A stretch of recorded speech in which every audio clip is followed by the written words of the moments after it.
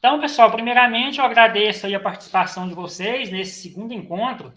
Então, o arquivo que a gente não finalizou, a gente estava falando da finalidade, né, dos mapas plano e altimétricos. A gente tinha falado da parte rodovia, só voltando aqui, né, terraplanagem, falou de curvas de nível também, né, característica das curvas de nível. Então, a gente parou nessa parte aqui, né, da finalidade dos mapas plano e altimétricos. Então, eles são fundamentais, né, na área agrícola, então na área agronômica. Então, a parte de terraceamento, né, depende da gente determinar a declividade do terreno para determinar o espaçamento de terraços, né, curvas de nível, e a alocação desses terraços no campo, tá?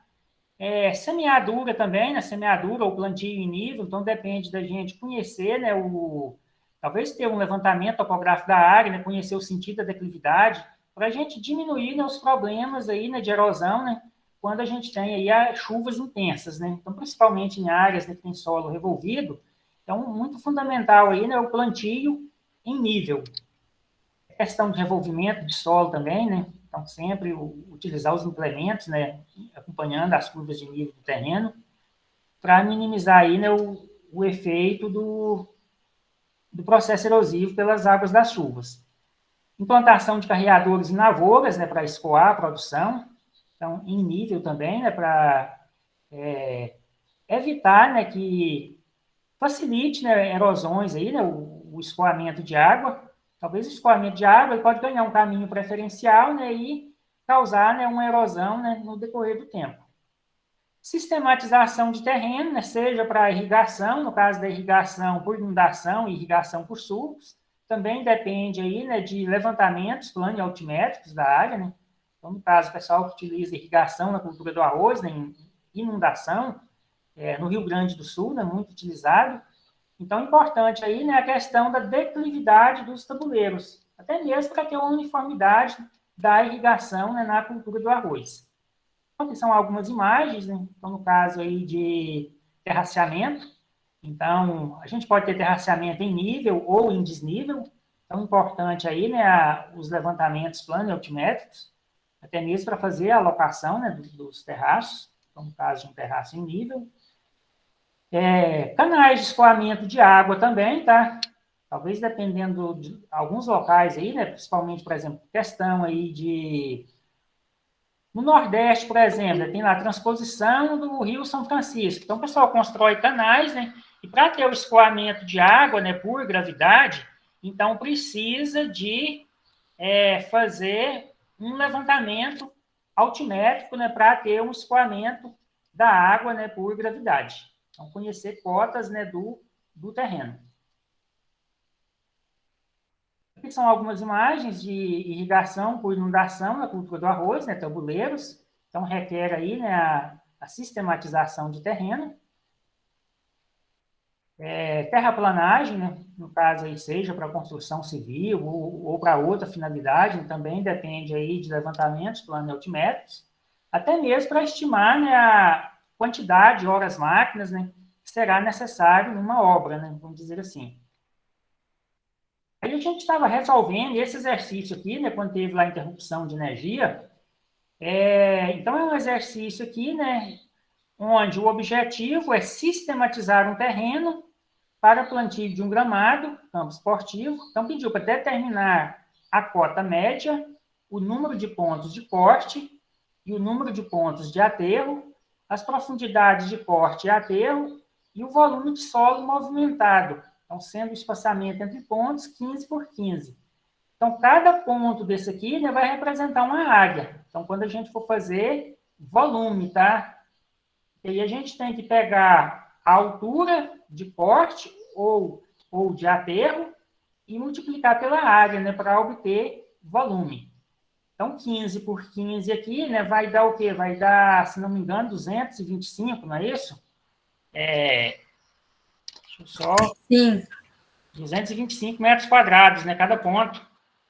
É isso mesmo, né, 15 ao quadrado. Isso, 225.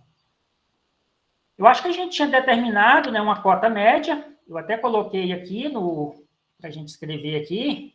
Então, a gente vai ter pontos acima da média e pontos abaixo da média.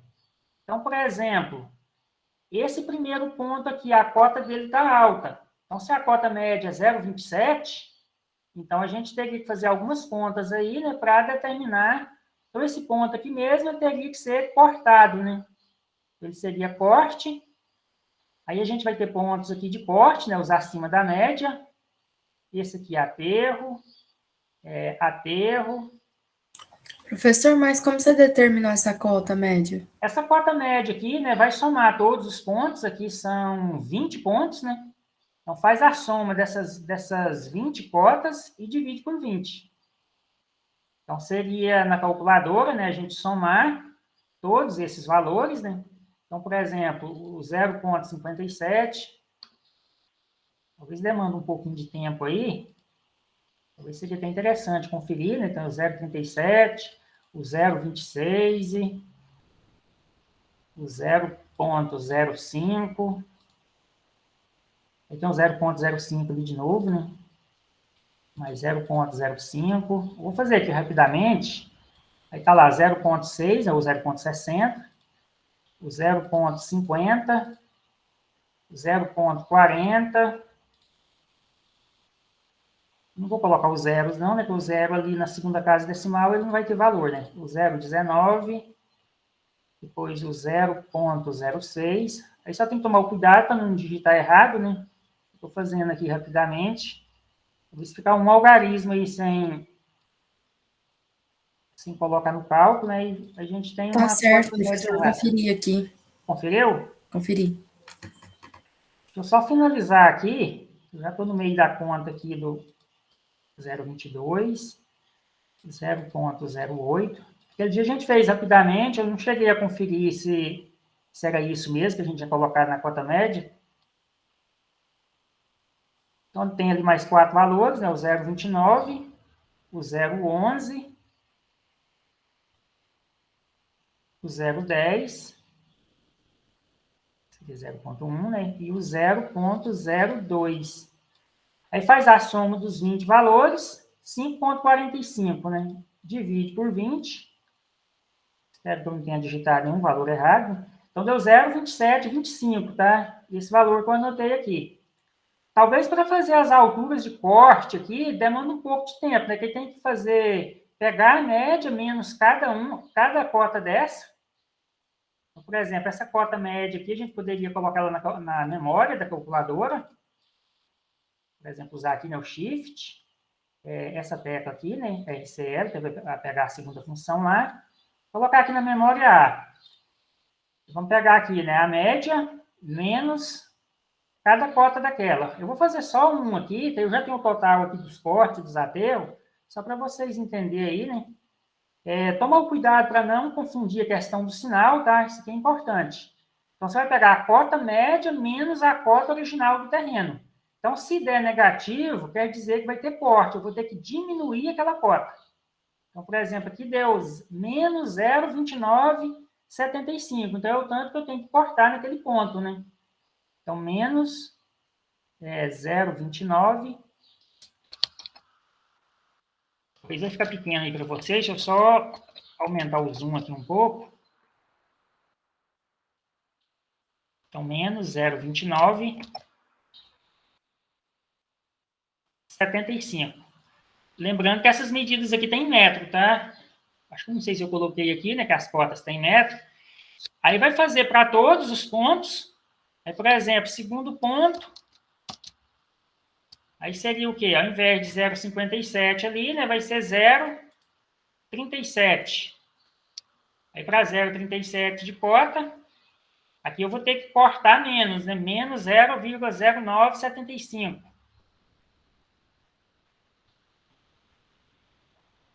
E a gente poderia até arredondar das casas decimais, talvez, e na prática a gente não vai trabalhar com esse tanto de casas decimais, né? Para fazer esses cortes e aterro, porque aqui daria em torno de 9 centímetros, né? 9,7.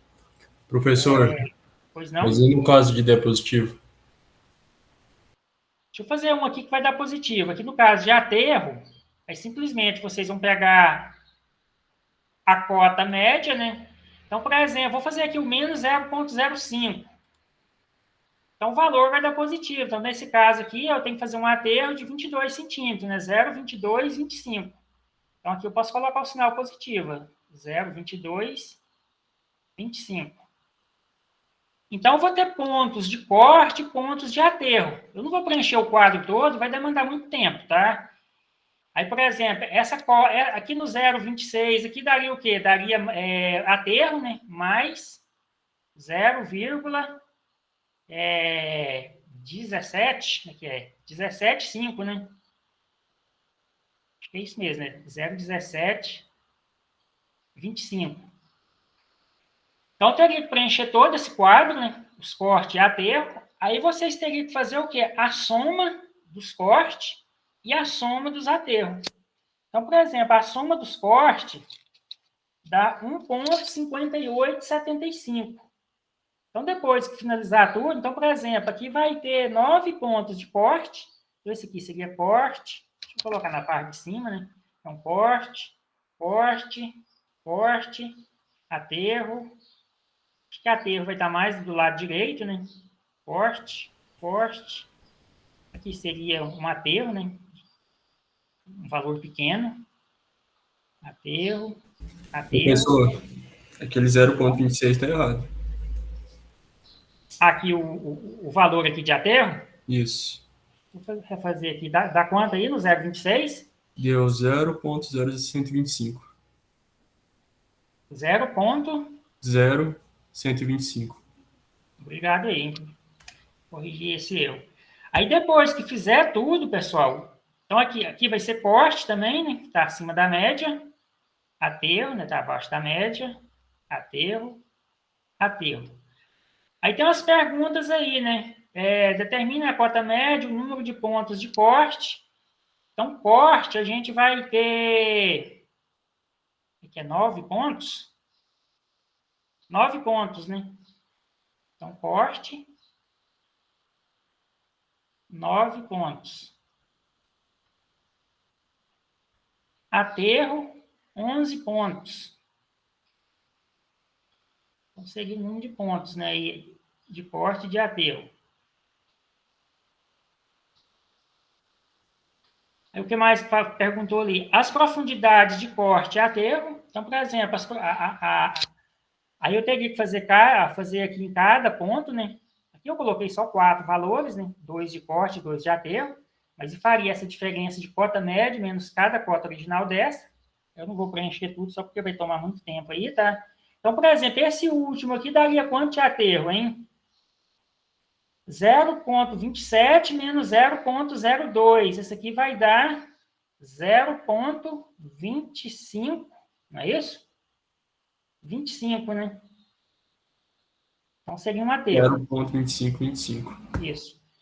Aí, no final,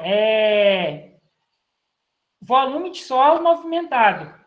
Então, nesse caso aqui, né, o volume de solo cortado, ele pode ser utilizado para nivelar o terreno, né, para aterrar.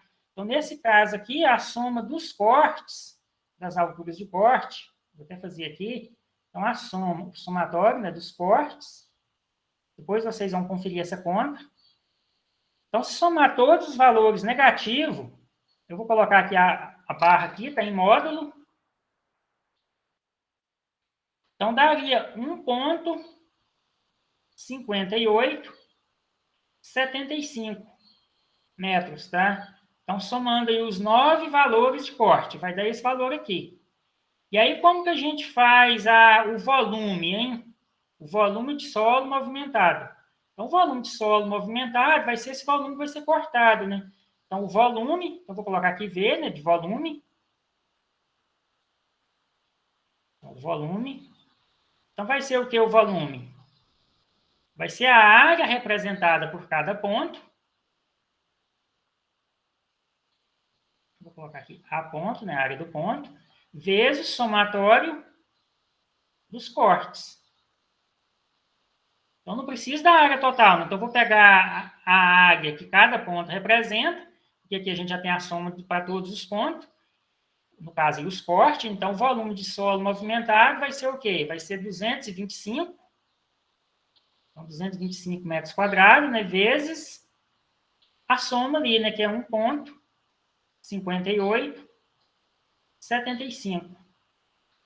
Então, o volume, esse volume vai ser obtido em metros cúbicos, tá? A gente vai pegar os 225 da área vezes 1,5875. Então, deu 357 metros cúbicos. Ponto 18, né? Então, 357, aproximadamente, né? Ponto 19, fazendo um arredondamento ali, metros cúbicos. Então, esse seria o volume de solo, né, movimentado, tá? Ou seja, o volume cortado, né, vamos dizer assim. Ficou claro aí esse exercício? Assim, a gente não respondeu ele todo, né, que todas as alturas e tal, mas o princípio é esse aí, tá? Então, a gente soma todos os cortes e multiplica aí, né, pela área representada por ponto, né, para obter volume. Aí não precisa fazer do aterro, não? Dessa Não, parte porque aí? esse volume aqui ele será utilizado para aterrar, né? Daria o mesmo volume, né? Porque a gente fez uma média. Então, se eu somar os aterros dos 11 pontos, as alturas de aterro, vai dar esse mesmo valor. Devido a gente estar sistematizando, né, para deixar o terreno plano. Agora, se fosse uma sistematização, né, com declividade, aí já seria diferente, né? Talvez o volume, aí teria que fazer um balanceamento. Aí os cortes já talvez não daria igual aos aterros, tá? Mas nesse caso aqui, né, quando a gente faz a média, a soma dos aterros vai dar igual a dos cortes.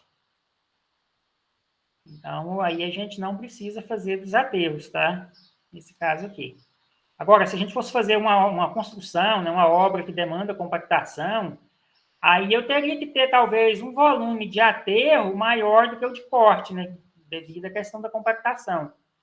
E o pessoal trabalha lá, né, com a relação corte-aterro, né, de 1,2, 1,4, e vai depender da finalidade, tá? Da sistematização de terreno.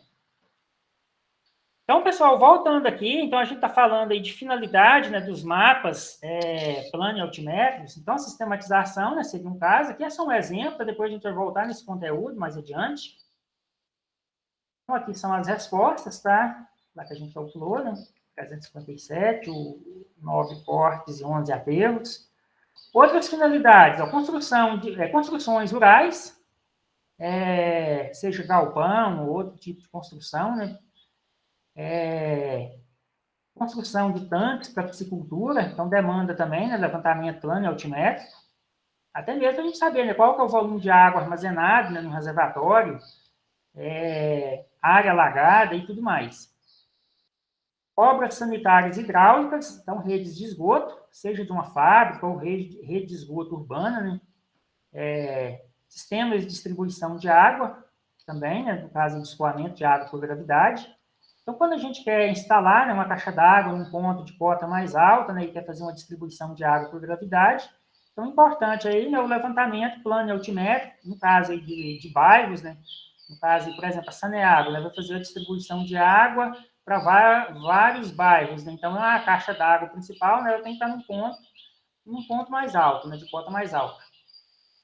Galerias de águas pluviais, até mesmo o diâmetro, né, de manilhas, né, de tubulações, para não ter problema de alagamento, né, que é um problema aí corriqueiro, né, nas grandes cidades. Então, o mau dimensionamento, né, desses sistemas, né, ocasiona aí, né, o que a gente tem visto aí, né, nas grandes cidades. Aí, no caso, chuvas intensas, então não tem por onde a água escoar, né, e aí a gente tem áreas alagadas, né?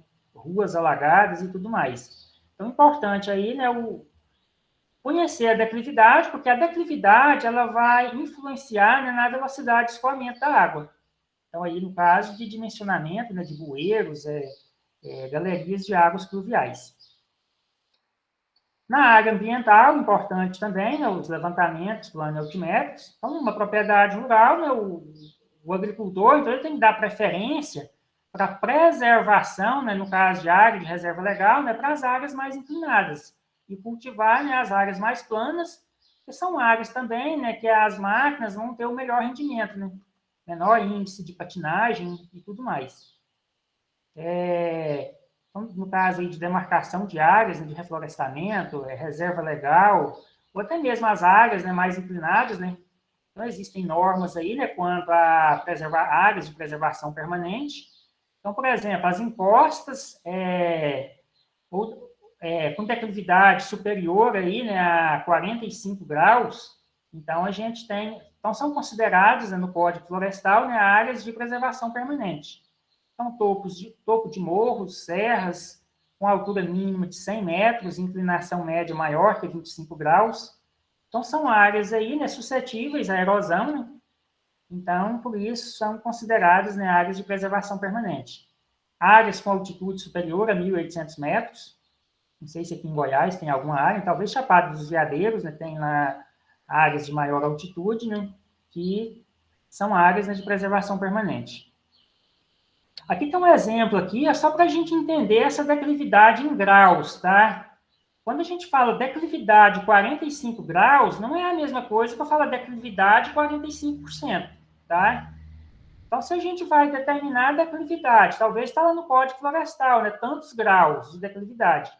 Então, essa inclinação de rampa, ela não é a mesma coisa que é 45%. Então, quando a gente fala para expressar a declividade, eu posso expressar ela tanto em graus quanto em porcentagem. Então, em porcentagem, seria o quê? Seria a razão da distância vertical pela distância horizontal, né? Vezes 100. Então, nesse exemplo aqui, está perguntando qual a declividade em porcentagem de uma área de morro com inclinação de 25 graus, sendo o comprimento do morro igual a 63 metros. Qual a diferença de nível? Então, se eu tiver um comprimento em distância inclinada, tem como a gente converter isso para a diferença de nível, tá? Desde que a gente conheça a inclinação. Então, vamos escrever aqui um pouco. Acho que eu até coloquei aqui já para a gente resolver esse exemplo. Então, vamos considerar aí, né, uma elevação. Então, por exemplo, falou ali, né, uma inclinação de, vamos dizer, uma inclinação média, tá? De 25 graus. Então, essa inclinação de 25 graus, então seria o quê? Seria um valor médio, né? Claro que o terreno ele não é perfeitamente uniforme, né? Essa inclinação de rampa. Então, a gente teria esse ângulo aqui, né? De 25 graus. Então, a gente vai ter o quê? A gente vai ter uma distância horizontal, né, que vai compor a distância inclinada, tá? Então, se a gente fizer o traçado aqui de um triângulo, então aqui é um esquema, né, vamos dizer aí, do perfil do terreno. Então, se a gente fechar aqui um triângulo, a gente vai ter o quê? A gente vai ter a distância inclinada, vai ter a distância vertical e a distância horizontal. Então, aqui eu teria a diferença de nível, vamos colocar aqui dn, né, diferença de nível. Aqui eu tenho a distância inclinada. Então, a distância inclinada, se eu considerar aqui um triângulo, retângulo, seria a minha hipotenusa, né, do triângulo. E aqui nessa parte eu tenho a distância horizontal. Então, quando a gente mede distâncias com equipamento, então, por exemplo, um teodolito, a gente mede a distância horizontal, tá?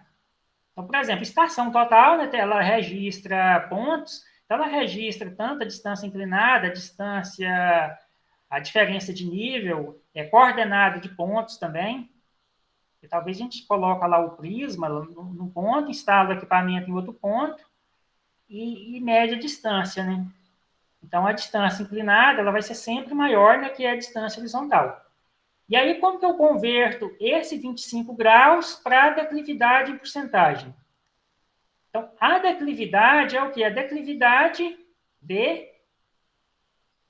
é a razão da diferença de nível pela distância horizontal DH vezes 100, tá? Então, nesse caso, eu não conheço nem a diferença de nível nem a distância horizontal. O que a gente pode fazer? A gente pode fazer a tangente de 25 graus vezes 100. Porque a minha diferença de nível é o quê? É o cateto oposto.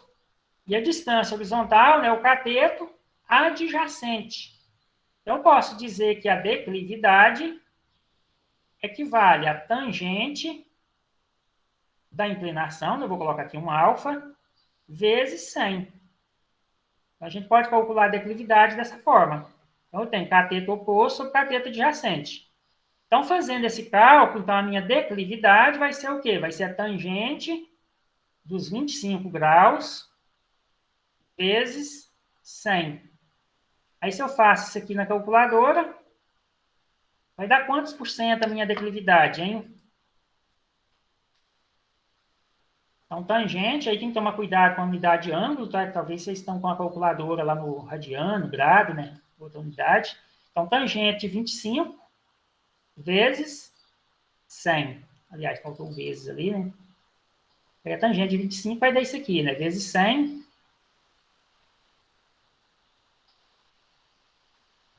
Não sei se eu fiz correto, deixa eu fazer aqui de novo. Tangente de 25. Acho que vai dar 46, não é isso? Vezes 100. 46,63. Então, deu uma inclinação de 46,63%. 46,63%. Então, essa é a declividade, né, em porcentagem. Tá? Se o ângulo fosse 45, daria 100% de declividade. E tangente 45 é 1 vezes 100, aí teria 100% de declividade, tá? Aí a segunda pergunta aqui, ó, sendo o comprimento da elevação igual a 63 metros. Então, vamos dizer que esse comprimento aqui é 63 metros, né, a distância inclinada. Qual a diferença de nível? Então, nesse caso aqui, vocês podem usar as funções da trigonometria, né? Então, se eu tenho aqui a hipotenusa e quero saber a diferença de nível, que é o cateto oposto, então eu posso usar qual função? Eu posso usar a função seno. Aí eu posso fazer seno de 25 equivale a diferença de nível sobre distância inclinada, né? Sobre 63. Multiplica, né? Posso multiplicar dessa forma, que é como se fosse 1. Então, a diferença de nível... Então, vai dar quanto a diferença de nível, hein? Então, vamos fazer, né? Seno de 25 vezes 63. Dá 26,62. Então, vou ter 26,62 metros, né, de desnível.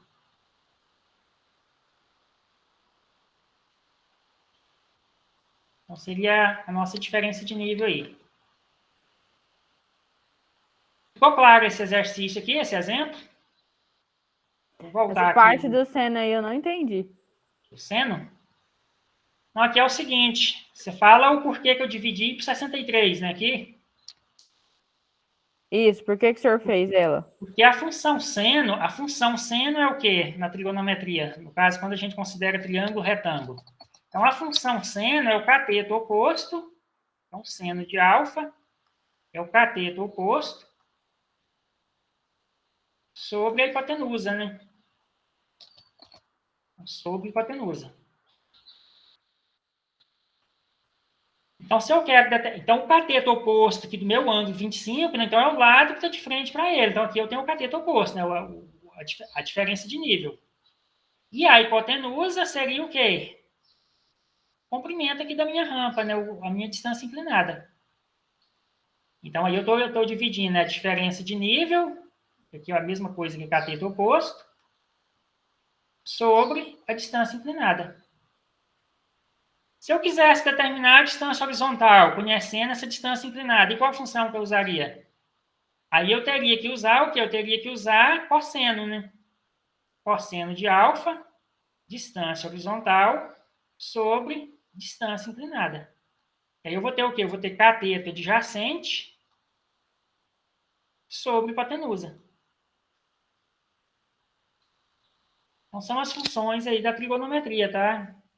Talvez alguns aí vão ter, talvez, um pouco de dificuldade em entender essa parte aí, né? A gente falou também dessa parte da trigonometria, né, lá na planimetria, quando a gente falou, né, de distância horizontal, e aqui na altimetria, né, como a gente trabalha muito com diferença de nível, e mais adiante na disciplina, no nivelamento trigonométrico, a gente vai estar falando disso aqui novamente, tá? Aí das algumas funções trigonométricas que a gente utiliza, né, nos nivelamentos, para saber a diferença de nível, né, entre pontos.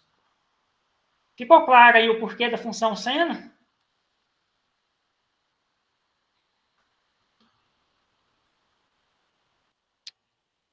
Então, vai depender de qual parâmetro eu vou determinar, né? Se é a diferença de nível, se é a distância horizontal, né? Então, qual função daquelas eu vou utilizar? Ou se eu vou usar a tangente. Então, no caso da declividade, a gente usou a tangente. Então, tangente 25 vezes 100, né? Devido a ela ser a razão, né, do cateto oposto pelo adjacente. Ou diferença de nível sobre distância horizontal. Então, aqui é um esquema, tá, pessoal? Quando a gente fala de questão de inclinação, então as áreas próximas a curso d'água, né, e tem lá os limites, né, quantos metros, né, em cada margem, vai depender da largura do curso d'água, áreas de nascente, se não me engano, raio mínimo de 50 metros, né, de área de preservação permanente. E aí, quando a gente fala daquelas inclinações lá, né, então os topos de morro, né, são áreas de preservação permanente. Então, quando a gente tem uma declividade, né, então nesse caso aqui, né, falou de inclinação superior a 45 graus, né, então maior que 45 graus. Então, são áreas, né, de preservação permanente. Então, finalizou esse slide aqui, pessoal. Eu vou passar agora para o slide dos instrumentos. Mas se tiver qualquer dúvida aí, ou não tiver entendido, aí vocês podem ficar à vontade para perguntar. Não sei se ficou clara essa parte aí dos exemplos que a gente resolveu. Eu estou aqui com o arquivo aberto, eu vou só voltar aqui no início dele. E a gente... Então, nesse arquivo aqui, a gente tem duas partes, tá? A parte dos instrumentos e vamos iniciar aí os métodos de nivelamento. Então, primeiro, conhecer os instrumentos, né, que a gente usa para fazer medições de diferença de nível, para depois a gente falar dos métodos, tá? Então, quando a gente fala nivelamento, talvez o pessoal confunda o termo, né? Nivelamento com sistematização de terreno ou terraplanagem. Então, a terraplanagem seria a movimentação de terra. Então, utilizar lá a máquina, né?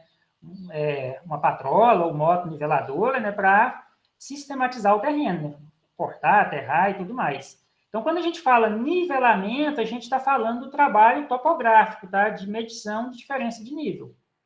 Então, está aqui a definição de nivelamento, a operação topográfica, né, ou trabalho topográfico de medição, tá, da diferença de nível entre dois ou mais pontos no terreno. Então, quando a gente faz uma medição utilizando um equipamento, então a gente pode ter um nivelamento direto ou indireto. Então, o nivelamento direto, lá no campo mesmo, a gente conhece qual é a diferença de nível, talvez sem uso de equações, tá? E o indireto a gente vai utilizar, né? Talvez funções trigonométricas, utilizar uma equação para determinar a diferença de nível.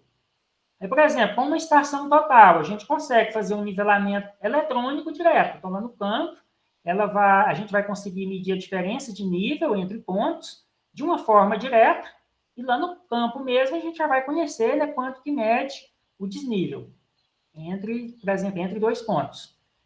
Então, esse nivelamento ele pode ser simples ou composto. No nivelamento simples, a gente instala o equipamento num único ponto, tá? Então, aqui eu tenho um nivelamento simples, eu só tenho o quê? Um ponto de estação, né? Eu instalo o equipamento num único ponto. E desse ponto eu faço o quê? Uma irradiação. Eu posso fazer leituras em vários pontos. Então, eu posso estar utilizando um teodolito, eu posso estar utilizando um nível óptico, eu posso estar utilizando uma estação total. Então, eu posso ter nivelamento simples ou composto, né, com cada um desses equipamentos. Então, se eu instalar o equipamento num único ponto, é um nivelamento simples. Então, por exemplo, se eu utilizar uma régua e utilizar um nível óptico, então a gente vai fazer leituras no fio médio do equipamento, tá? Então, vou até colocar aqui, fio médio. Então, no caso do nível óptico, ele não tem a inclinação da luneta, né? Então, o ângulo vertical vai ser sempre 90 graus. Então, nesse caso, quando a gente tem o ângulo vertical de 90 graus, a gente tem um nivelamento geométrico, tá? Então, ângulo vertical igual a 90 graus. Então, a característica do nivelamento geométrico é isso, tá? O ângulo é sempre 90 graus. E no nivelamento trigonométrico, esse ângulo varia, tá? Ele pode ser menor que 90 ou maior que 90. Eu posso ter visado morro abaixo, morro acima.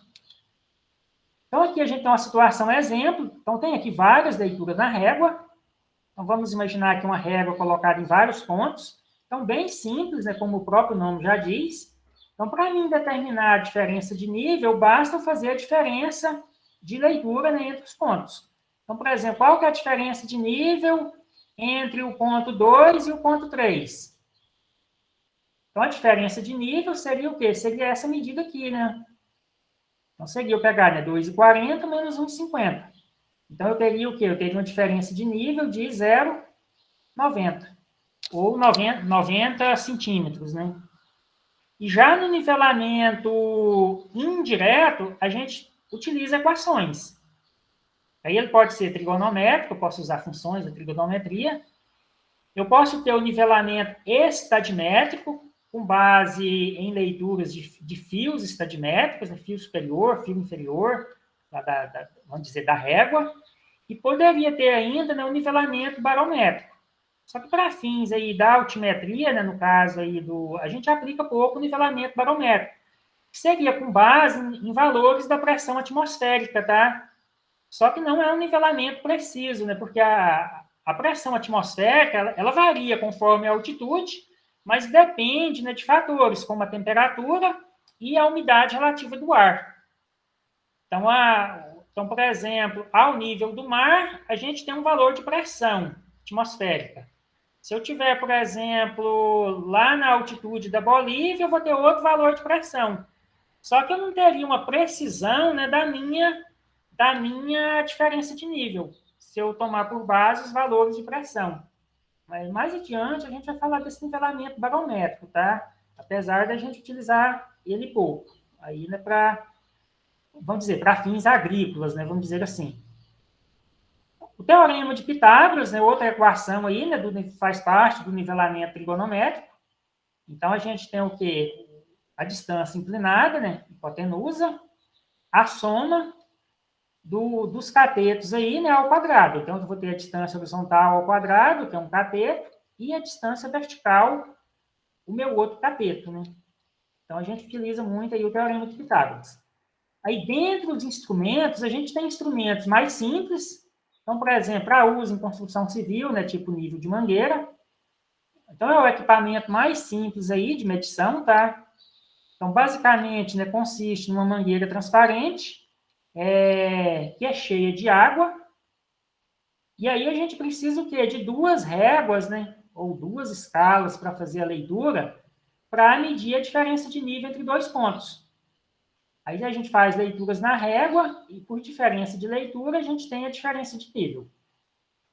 É um equipamento simples. Então, a gente pode utilizar também na área agrícola, por exemplo, para alocar terraços, a gente pode estar utilizando, até mesmo para uma medição de declividade, né, desde que a gente conheça o comprimento total, né, da mangueira, né, entre as duas réguas, locação de canais. Então, são algumas situações, né, nivelamento de pisos também. Então, são situações aí, né, que a gente pode estar utilizando esse equipamento. Então, pode estar utilizando mangueiras aí, né, de pequeno diâmetro, 3/8 ou até meia polegada. E aí a gente precisa o quê? De fixar, né, ter duas réguas verticais, tá? Para fazer as leituras. Então, vai estar utilizando o que é o princípio de vaso comunicante. Então, aí requer alguns cuidados, né? Por exemplo, evitar dobras na mangueira. Então, desde que seja bem manuseado, né? Então, um equipamento de boa precisão, tá? Um equipamento de baixo custo, né? Qualquer pessoa pode providenciar lá, talvez um nível, né? Talvez ao invés de adquirir talvez um levantamento pequeno, ao invés de adquirir um equipamento de alto custo, né, pode ser feita uma medição, né, de diferença de nível com esse nível de mangueira, né? Então, basicamente, a gente faz a diferença de leitura, né, entre duas réguas. Então, a gente pode considerar ali, né, uma régua A e uma régua B, e a diferença de nível seria a diferença das leituras, né? Então, leitura A menos a leitura B. Então, muito simples. Então, aqui um exemplo. Então, tem aqui duas leituras, 1,76 m e 0,46. Então, a diferença de nível. Então, aqui vai dar o quê? Vai dar 1,30 m, né? 1,30 m de diferença de nível. Então, é um dos equipamentos mais simples aí de medição, tá? Outro equipamento que talvez o pessoal utiliza mais a nível de construção civil, né? Então, o nível de mão, ele pode ser convencional ou digital. Então, ele pode fornecer, né, a inclinação de rampa. Então, por exemplo, em graus, né, a inclinação. Então, ele vai ter lá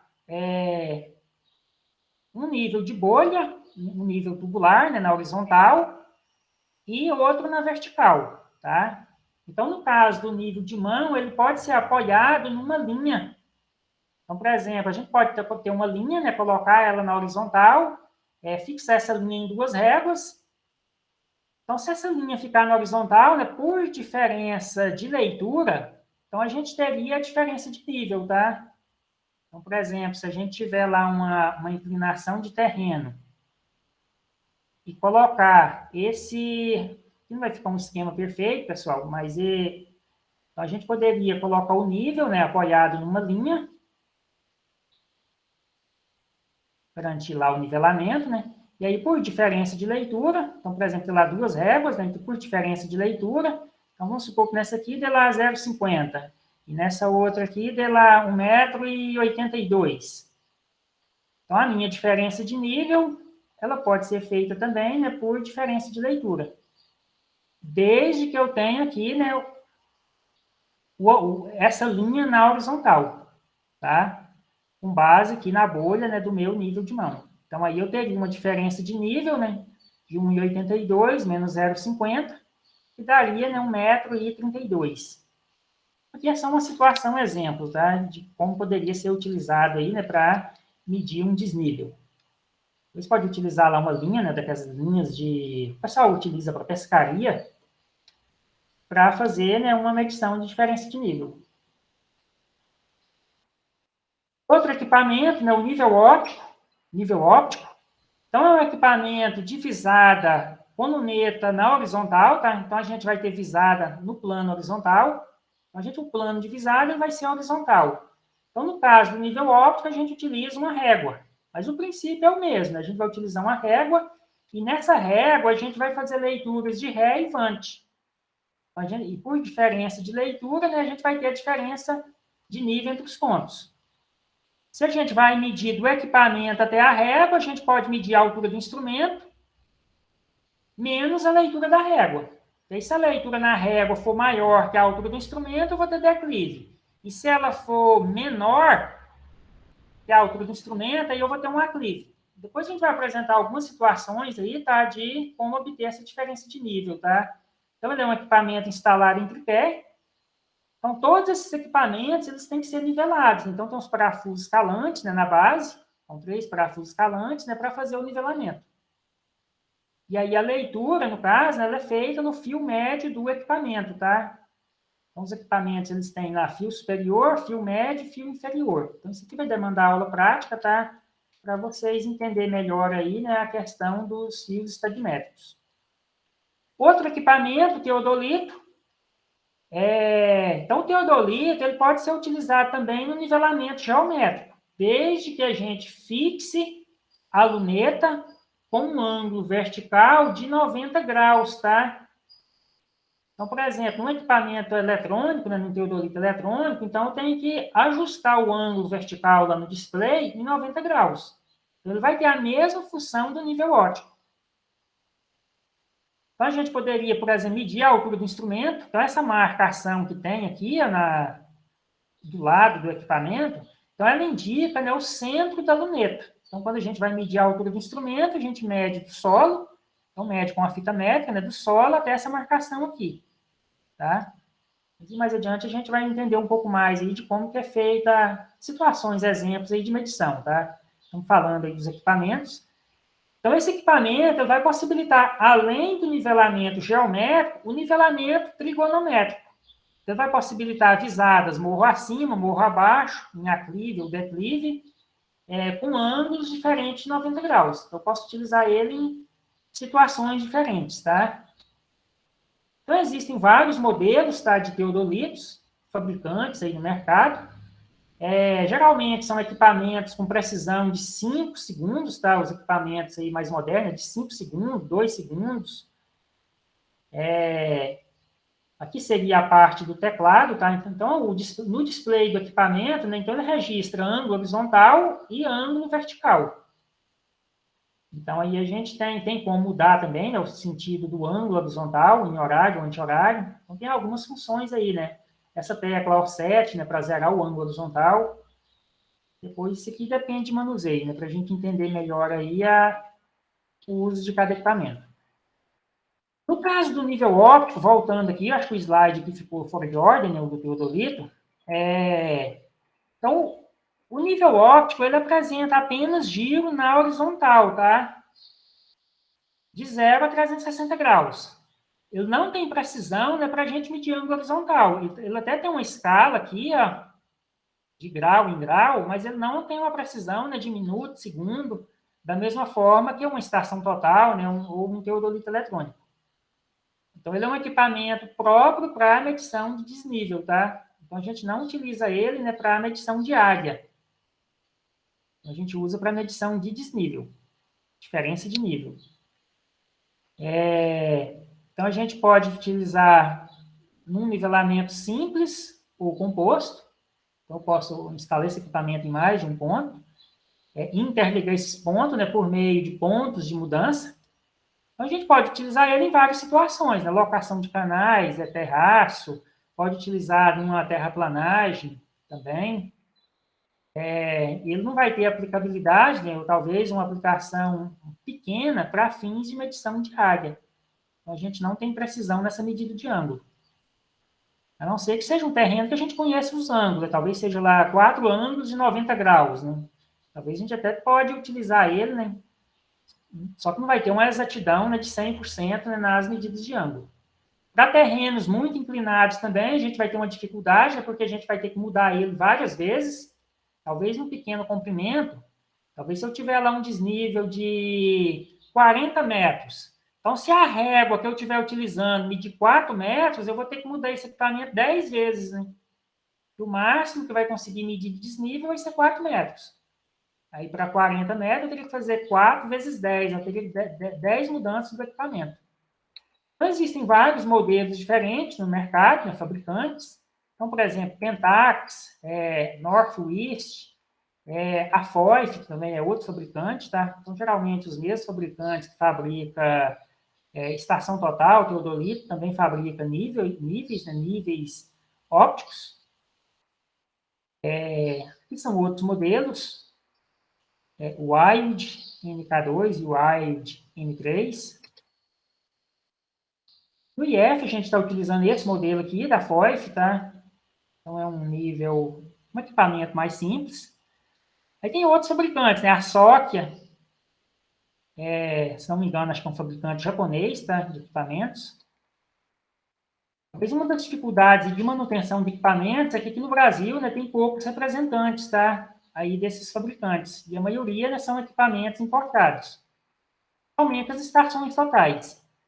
E são outros modelos, né, de outros fabricantes, o CST Berker. Essa numeração aqui seria a capacidade da luneta, tá? De ampliação. Então, 24 vezes, 20 vezes. Aqui são alguns itens, tá? Do nível óptico. Então, por exemplo, aqui, luneta, parafuso de chamada horizontal. Então, isso aqui possibilita a gente girar, né, o equipamento lentamente. E travar também o giro, tá? Do equipamento. Ocular. Então, aqui é por onde a gente faz a visada, né? No equipamento. Parafusos escalantes, tá? Onde está aqui dispositivos de escalagem, são os parafusos escalantes. Limbo horizontal. Sistemas de compensação, isso aqui tem apenas nos equipamentos eletrônicos automáticos, tá? Tipo esse aqui, ó. que são equipamentos, né, mesmo que ele esteja não instalado corretamente, ele faz uma compensação de erro, tá? Por exemplo, questão do nivelamento do equipamento. Então, esse tipo de equipamento aqui, dessa imagem de baixo, ele tem sistemas de compensação, tá? Para minimizar erros na medição. Aqui são alguns exemplos, modelos, tá, de níveis digitais eletrônicos. Então, são equipamentos de custo mais alto, tá? Os níveis digitais. Então, aqui é um equipamento da Stonix. Então, ele faz o que? Ele faz leitura automática na régua, tá? Ou na mira. Só que é uma outra modalidade de mira, né? Com código de barra e tudo mais. Então, ele tem um sistema eletrônico, né? De varredura e interpretação, né? De códigos. Então, ele tem o quê? Uma melhor precisão, né? Do que os equipamentos, né? Que a gente faz leitura através da luneta. Um equipamento mais preciso. E de custo mais alto também. Então, é um equipamento que tem memória interna também, tá? Ele registra, além de medir, né? Armazena. Então, esses dados, eles podem ser exportados, né, para o computador. Então, a gente pode conectar um cabo USB, né? E fazer o download dos dados, né? De arquivo de dados, né? Com cotas, diferença de níveis entre os pontos. E trabalhar isso, né, no computador. Aqui outros modelos de níveis digitais, tá? Aqui do fabricante, né, Sokia. É um equipamento aí com várias funções, tá? Nessa área aí de sistematização de terreno, de levantamento de cotas e tudo mais. E outro equipamento, tá? Também equipamento com memória interna e tudo mais, né? Equipamento aí que pode, em função, né, de transferência de arquivo para o computador. Então, todos esses equipamentos, no caso aí, os níveis, né, os teodolitos, as estações totais, que eu acho que está no slide mais adiante, eles são instalados em tripé, tá? E requer um nivelamento. Então, tem o nivelamento que a gente chama de nivelamento grosseiro e o nivelamento fino, né, que a gente faz com os parafusos escalantes. Outro equipamento aí, talvez, não exatamente da área, né, da topografia, o clinômetro. Então, esse aqui é um equipamento muito utilizado na área florestal, tá? Então, no caso do clinômetro digital, então, para quem vai estimar, né, a produção de madeira, então, basicamente, a gente precisa conhecer, né, a distância horizontal do clinômetro até a árvore e fazer a medição, né, fazer uma visada com esse clinômetro, né? Então, a gente vai ter um ângulo de inclinação do clinômetro até o topo da árvore, né? Até onde a gente quer fazer a medição. Talvez se for um ponto mais baixo, no tronco da árvore, então possibilita a gente medir alturas, tá? Esse equipamento. E aí, se a gente conhecer lá diâmetro médio, né, do tronco, então possibilita a gente estimar, né, a produção de madeira em metros cúbicos.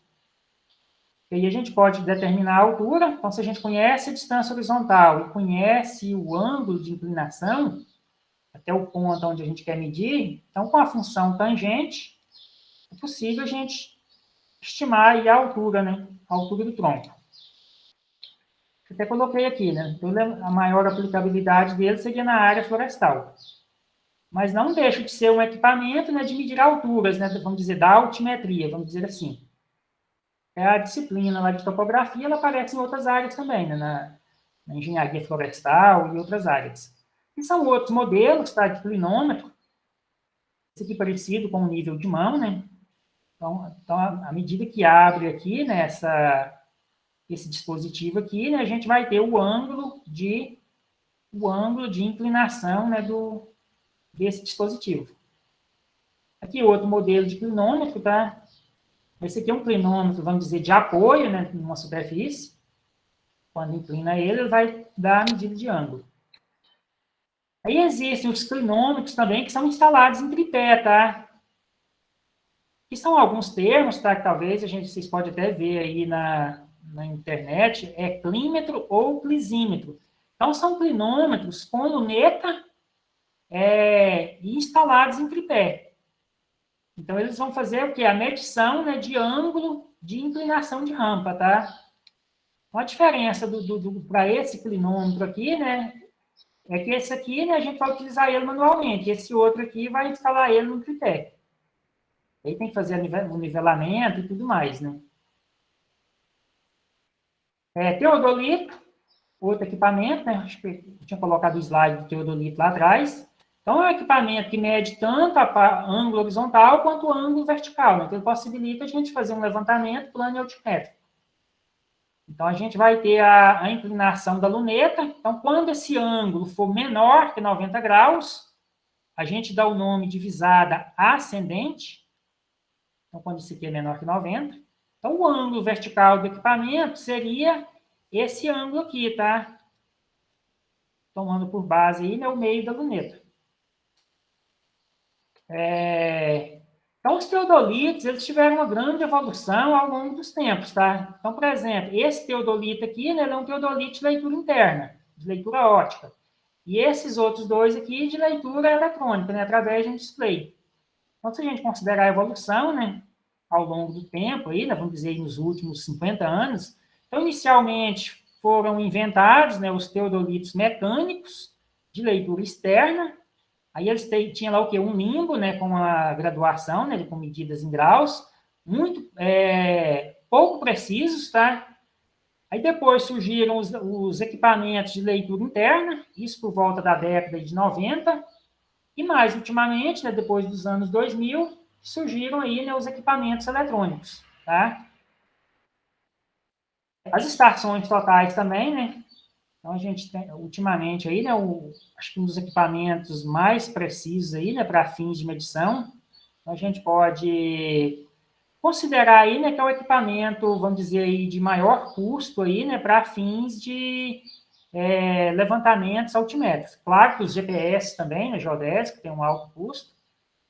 Então, são equipamentos, né, que vão dar uma melhor precisão, tá, no levantamento, no caso aí da estação total.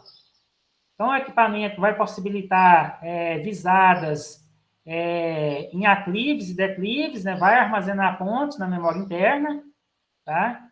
Então, vai armazenar ângulo vertical, ângulo horizontal, coordenada de pontos. Então, é um equipamento que trabalha com coordenadas cartesianas, tá? Então, a memória de um equipamento em estação total, então, os equipamentos mais modernos têm memória aí para até 40 mil pontos, tá? Cartão de memória e tudo mais. Então, é um equipamento que utiliza prisma. Então, o prisma seria o quê? Um refletor de uma onda eletromagnética. Então, o princípio de medição das distâncias é com base no tempo, né, que uma onda eletromagnética leva para percorrer a distância da estação ao prisma e do prisma à estação. Então, essa onda eletromagnética, né, ela é refletida de volta. Então, esse prisma ele é conectado num bastão, tá? Aí a gente tem que informar, né, no equipamento quais que são as coordenadas da estação, qual que é a altura do equipamento, né, a altura do instrumento, qual que é a altura do alvo, tá? Então, o prisma seria o alvo. Então, esse bastão, ele tem uma escala.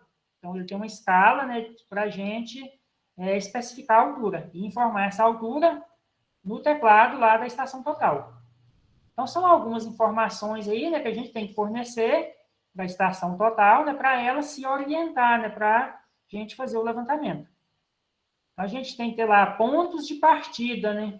Então, todo levantamento ele tem que ter um ponto de partida, ou seja, um ponto de origem, ou uma coordenada de origem.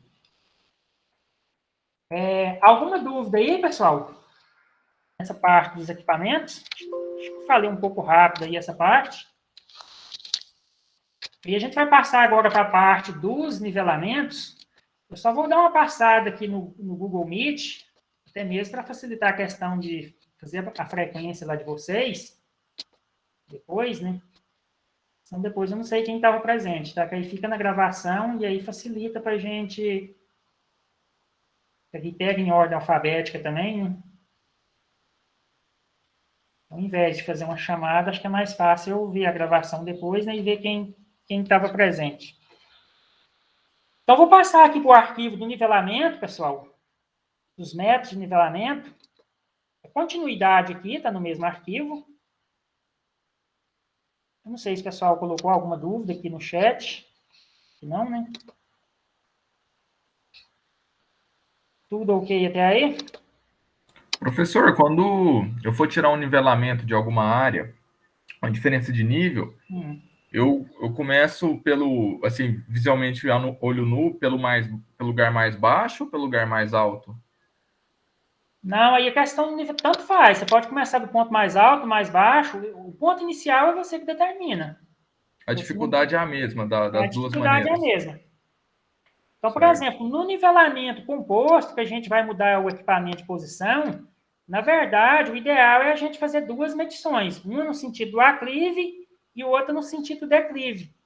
Porque aí tem como a gente verificar, né, se a medição teve algum erro ou não. Que é o que a gente chama de nivelamento e contra-nivelamento. Tá?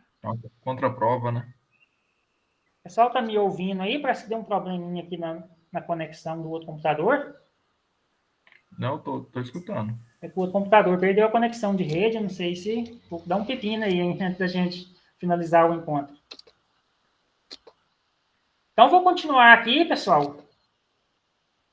Eu só tentar conectar aqui o outro computador novamente, que eu fico sem saber se... Um momentinho aí.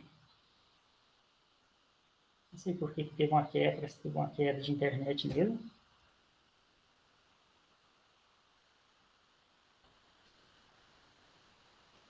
Ver se eu conecto ali. Então, dando continuidade, métodos de nivelamento. Então, como a gente disse, o nivelamento seria o quê? As medições, né, de diferença de nível. Então, a gente pode fazer isso, né, por meio de visadas. Então, no caso do nivelamento geométrico, a gente vai ter visada num plano horizontal. Então, a gente vai ter o quê? Um plano de visada, tá? Então, a gente vai ter um plano de visada. Então, a partir do plano de visada é que a gente vai determinar, né, as cotas de cada ponto. Então, a gente teria o quê? A cota no nível do solo, tá? Então, quando a gente instala um equipamento, então é importante a gente conhecer, né, essa altura do instrumento, da luneta até o solo, né, vamos dizer assim. Então, é um dos princípios aí, né, de fazer uma medição, né, de diferença de nível. Então, a gente vai ter visadas na horizontal. Então, aqui algumas situações aí que a gente pode utilizar um nivelamento geométrico. Então, por exemplo, para a construção de rodovias, são etapas aí, né, de corte, aterro, então a gente pode estar utilizando, né, o nivelamento geométrico. Terraplanagem, vou conectar o outro computador aqui agora, que eu tenho uma melhor noção aqui de zoom, tá? Construções rurais, né? As mesmas situações lá, né, que a gente falou dos mapas planialtimétricos. Então, questão de barragem de terra, locação de canais, talvez uma área que vai ser sistematizada, né, fazer uma escavação. Então a gente poderia fazer um nivelamento, um levantamento, né, por irradiação das cotas originais do terreno, para ver o que é as profundidades, né, de corte, alturas de aterro, no caso de construção de uma barragem, uma crista de uma barragem. Então, nivelamento geométrico simples. Então, eu coloquei aqui uma imagem. Então, nessa imagem de cima, então a gente tem aqui o equipamento. Então, esse ponto a gente chama de estação, tá? Então, aqui seria o ponto, né, da nossa estação, né, onde a gente estaciona o equipamento. Então, vou ter aqui a estação, e o ponto A e o ponto B são os meus pontos visados, né, onde eu coloco a régua. Então, vamos considerar aqui, né, o uso do nível óptico, tá? Então, eu vou ter uma visada de ré e uma visada de vante. Então, a visada de ré é a primeira leitura na régua e a visada de vante a segunda leitura. Então, por exemplo, aqui ó, eu poderia considerar essa primeira leitura ré, por exemplo, 2,90, e as demais leituras de vante, tá? Então, o meu objetivo aqui poderia ser determinar qualquer diferença de nível entre esses pontos. Eu poderia determinar a diferença de nível entre o ponto 1 e o ponto 2, então seria essa medida aqui, ó. Então, bem simples, né? Basta fazer a diferença de leitura. Então, aqui eu tenho uma diferença de nível de 0,90.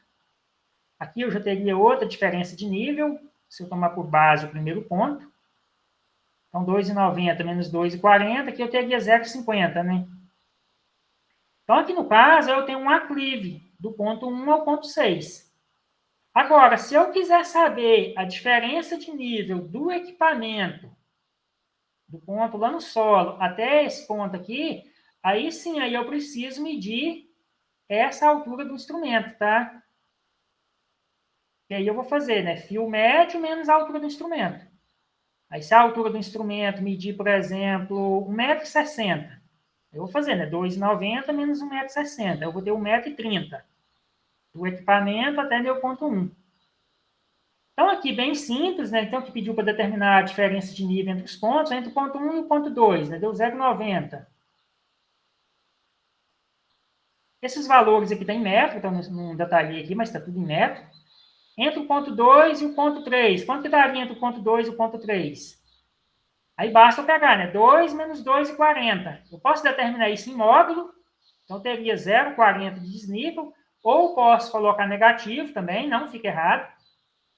Eu posso indicar declives com sinal negativo, né? E aclives com sinal positivo.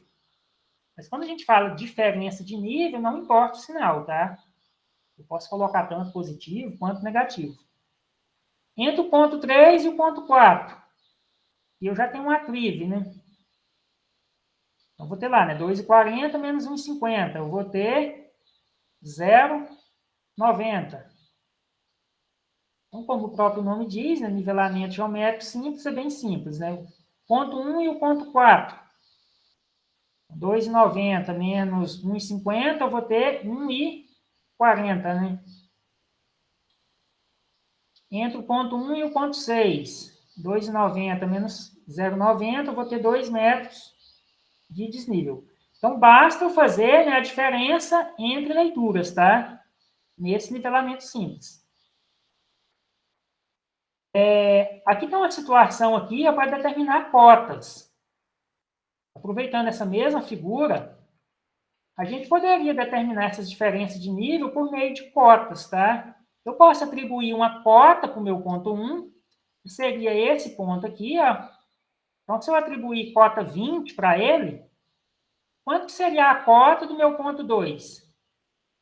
É só somar, né? 20 mais a diferença de nível. Nesse ponto aqui, eu teria a cota 20,90.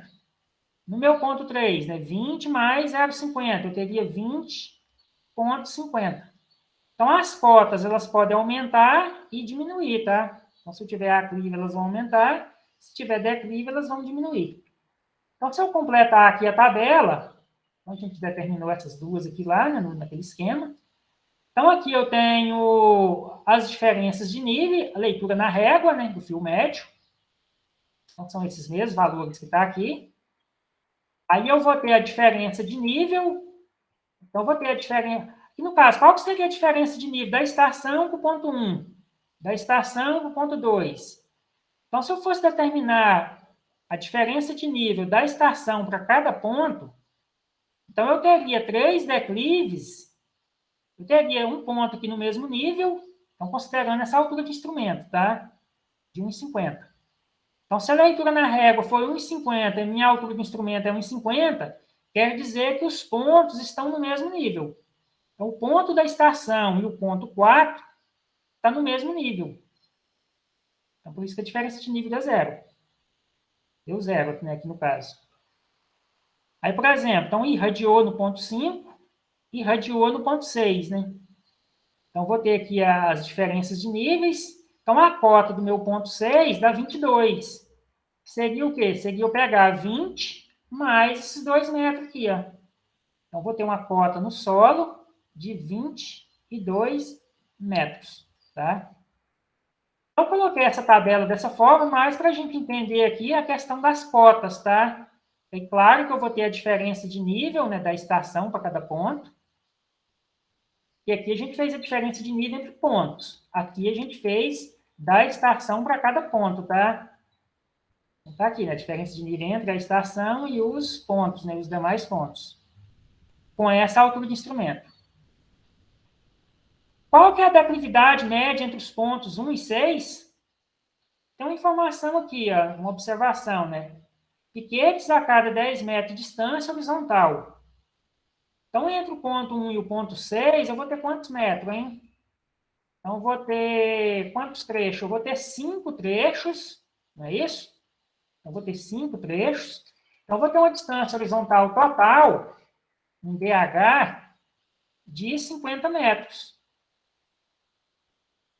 Então, se eu tiver um piquete nessa distância de 10 metros, eu teria 50 metros de distância horizontal. Quanto que dá a minha declividade? Então, do ponto 1 ao ponto 6, eu tenho 2 metros de desnível. Então, se eu pegar a cota final menos a cota inicial, dá 2, né? Então, eu tenho um dN de 2 metros. Então, quanto que dá essa declividade? Então, a declividade seria o quê? 2 dividido por 50 vezes 100. Quanto que isso aqui vai dar? 200 dividido por 50, então eu tenho uma declividade de 4%. Isso quer dizer que em cada 100 metros de distância horizontal, eu teria 4 desnível, né? Na minha declividade média. Ficou claro essa tabela, pessoal? E faz parte do nivelamento simples, tá? O equipamento num único ponto de estação. Então, nivelamento simples. Agora, a gente vai ver como que funciona o nivelamento composto. No nivelamento composto, a gente vai ter o quê? A gente vai ter mais de um ponto de estação. Então, posso chamar aqui de estação A, estação B, que eu tenho a estação C, estação D. Então, vamos utilizar letras, tá, para estação e números para pontos visados, tá? Então, vou ter uma leitura de ré e uma leitura de vante em cada ponto, ao longo desse nivelamento composto. Então, vou ter uma sucessão, né, de nivelamentos simples, interligados, né, por pontos de mudança, tá? Interligados por pontos de mudança. Então, a gente pode ter esse nivelamento de duas formas. A gente pode ter ele com mais de um ponto por estação, visar mais de um ponto, aliás, mais de 2 pontos por estação, ou pode fazer uma visada de ré e uma de vante em cada estação, que é o mais usual, tá? Então, a gente vai ver as duas situações. Então, a visada de ré é o quê? É a visada sobre a primeira estaca, o primeiro piquete, né? Em sentido contrário ao caminhamento. Então, se eu caminhar nesse sentido, então vou ter aqui uma ré, uma vante. Aí mudou o equipamento. Eu vou ter aqui uma ré, uma vante. E assim sucessivamente. Ré, vante, né? Eu vou ter 4 ré e 4 leituras de vante. As leituras de vante são todas as visadas feitas após a visada de ré, estando o equipamento na mesma estação. Aí, se eu tiver mais de uma leitura, tipo aqui, ó, então eu vou ter aqui uma ré. Essa leitura aqui, ó, apesar dela estar em sentido contrário, não mudou o equipamento, eu vou chamar ela de vante, tá? Eu vou ter aqui duas vantes. Eu vou ter uma vante da estação A no ponto 2 e uma vante da estação A no ponto 3. Aqui eu vou ter uma ré. Então, ré é só a primeira leitura. E eu vou ter o que aqui? Eu vou ter 3 vantes. Eu vou ter uma vante no ponto 4, aqui, né, nessa visada aqui na régua. Então, vou ter uma vante aqui no ponto 4, uma vante aqui no ponto 5, e uma vante lá no meu ponto 6, né, que foi o meu ponto de mudança. Então, quando a gente tem múltiplas visadas, talvez um pouco mais difícil de entender, né, como que fica a cota de cada ponto. Então, a gente pode considerar o quê? Uma cota para o ponto inicial. Então, por exemplo, eu posso atribuir uma cota 10, uma cota 100, para não ter cotas negativas, tá? Então, o valor de cota, então a gente pode estabelecer, né, uma referência qualquer, né, um plano de referência qualquer, e atribuir uma cota, né, para o primeiro ponto. Eu posso atribuir uma cota para uma cota 10 nesse primeiro ponto. Então, aqui eu tenho os valores de leitura, né?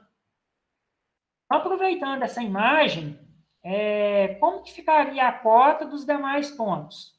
Então, se eu tiver cota 10 aqui, com certeza, esses pontos aqui vão ter cotas menores que 10, né? Ponto 3, ponto 4, ponto 5 vai ter uma cota menor, e o ponto 6 vai ser a menor de todas. Então, vou escrever aqui um pouco no... Vou só mudar aqui a janela aqui. Vou descer aqui, que eu coloquei uma imagem logo abaixo aqui, né, para a gente entender isso aqui melhor. Então, pessoal, eu coloquei aqui do lado, não é aquela mesma figura, tá? Eu só... Acho que eu vacilei aqui, fechei o aplicativo. Deixa eu abrir ele aqui novamente. Demora um pouquinho para abrir, não sei o que eu fiz aqui, que eu fechei ele sem querer.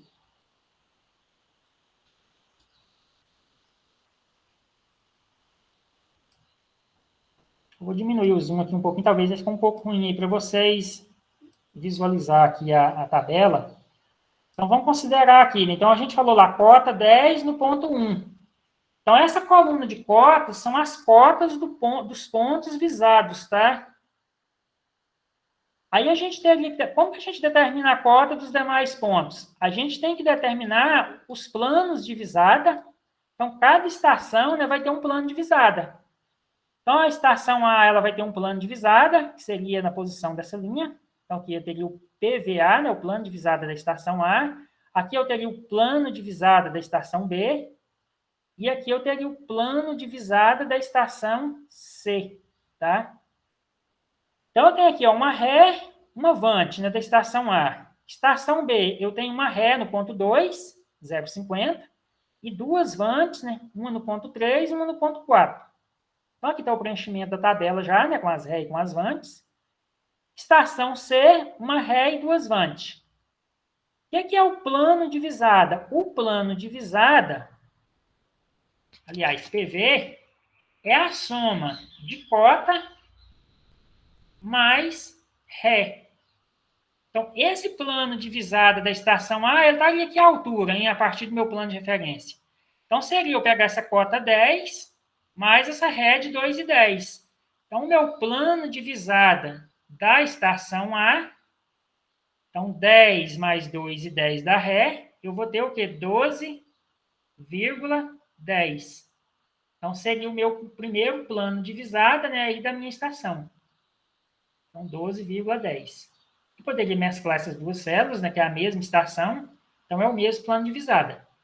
Então, o preenchimento dessa tabela aqui agora, aí como que a gente determinaria a cota do segundo ponto? Aí a gente pega o plano de visada menos a leitura de Fante.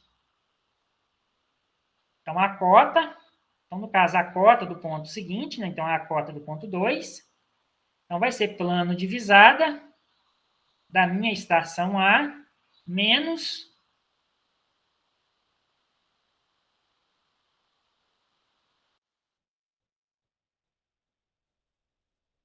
Caiu a internet.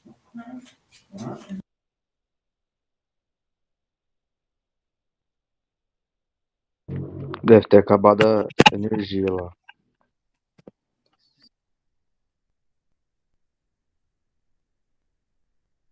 Vocês estão me ouvindo? Opa, agora voltou, professor. Parece que está dando um problema aqui na conexão, não sei se... Tinha Então, caído. 12,10 menos 2. Então, 2 da minha vante, né? Então, cota... O que vai ser a cota?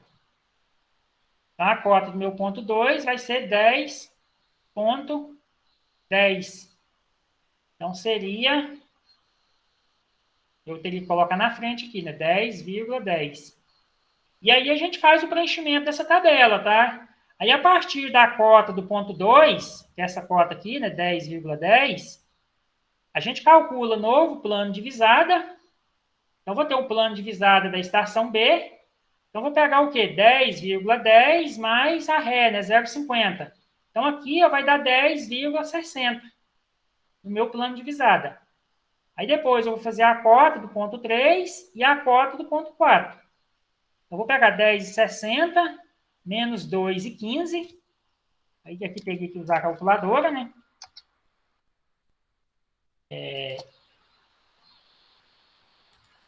fazendo as contas aqui, então 10,60 menos...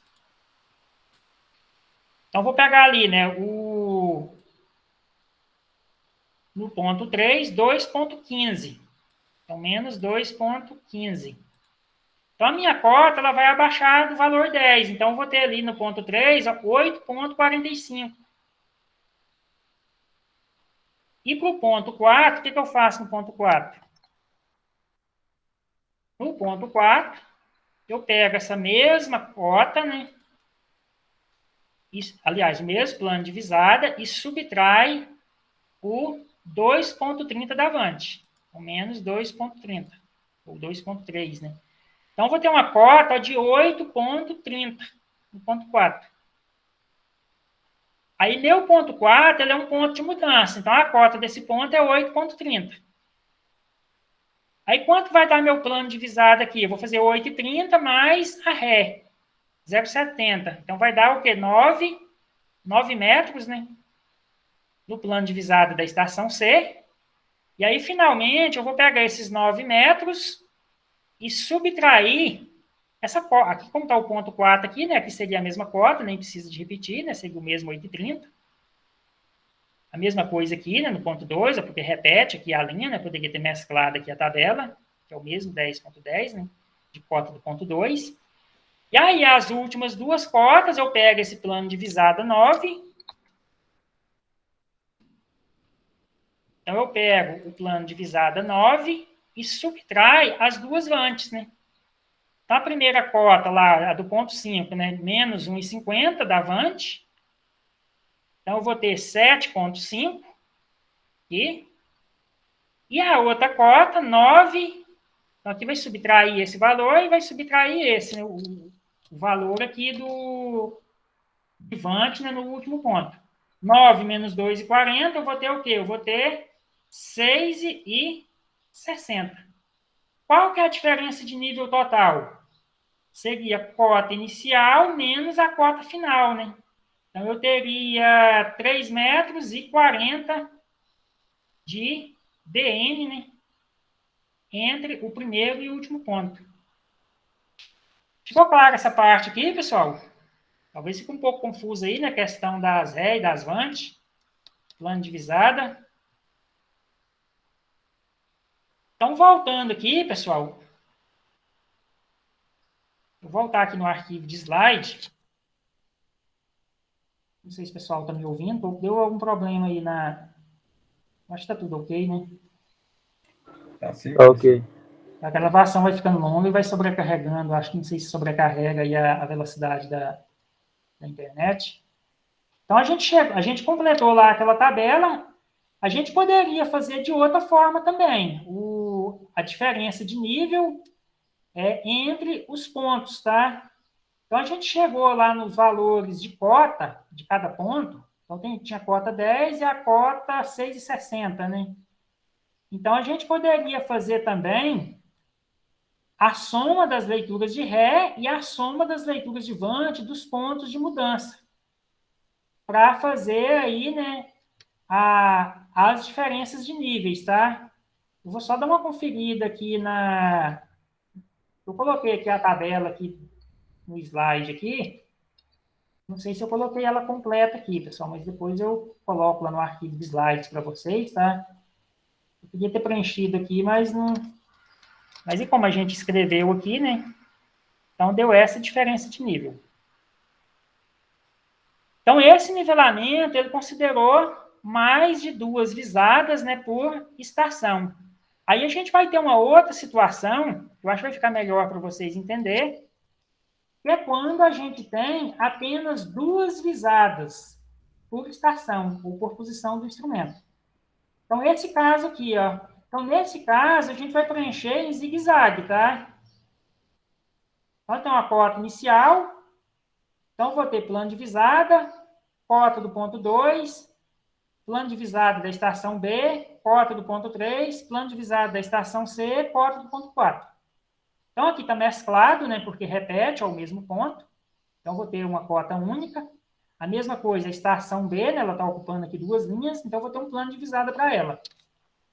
Então, se a gente determinar aí preencher a tabela, então a gente teria o quê? Então, começando daquela cota 100, então eu teria que somar a ré, né, 1,52. Então, vou ter um plano de visada 101,52.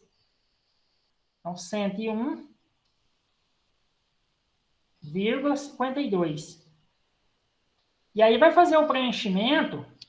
Então, vai fazer o preenchimento aqui de cota e de plano de visada. Por exemplo, se a gente fosse continuar aqui, ó, então eu pegaria essa cota, esse plano de visada, né, menos avante, no ponto 2. Então, menos 2,904. Aí eu teria o quê? Eu teria a cota do meu ponto 2. Então, 98,616. Então, ruim para escrever aqui nessa tabela. Então, 98,616. Aí, se a gente fosse dar continuidade, né, então a gente chegaria no valor de cota final para determinar essa diferença de nível. Então, 98,616. Aí eu teria que fazer o quê? Somar com a próxima ré, né, que é 0,422, para ter o plano de visada da estação B.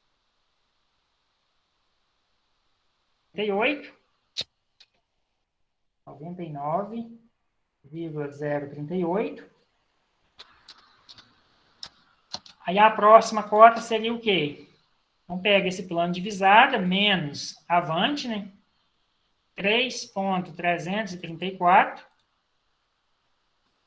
Então, a gente teria 95,704.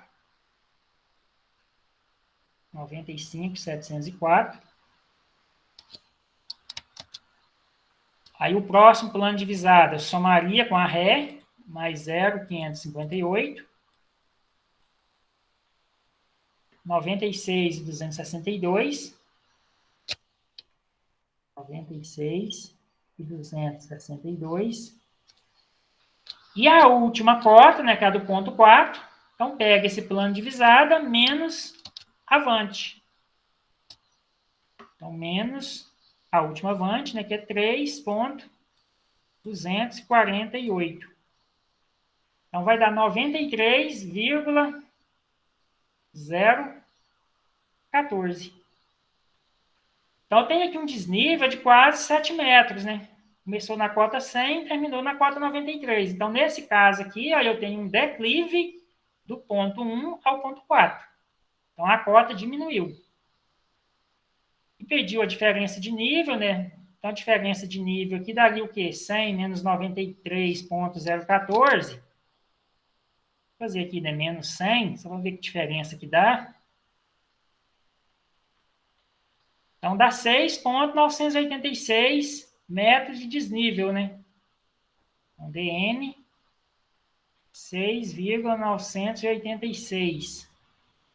E a declividade, então, se eu tiver essas distâncias horizontais que está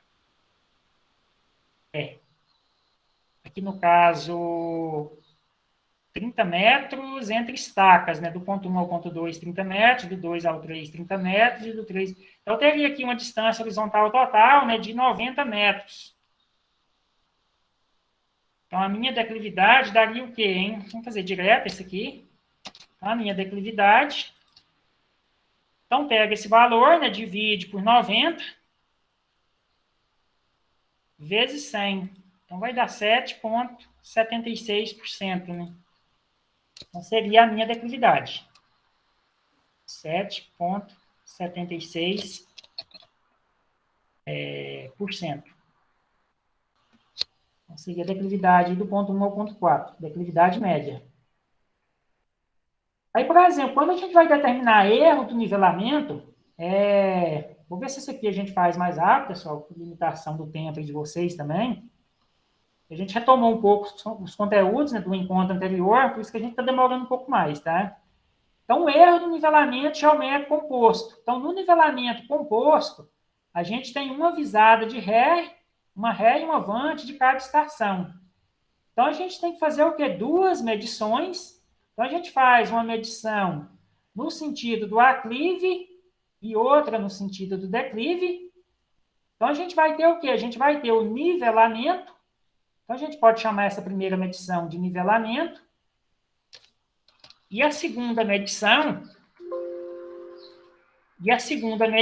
de contra-nivelamento, tá?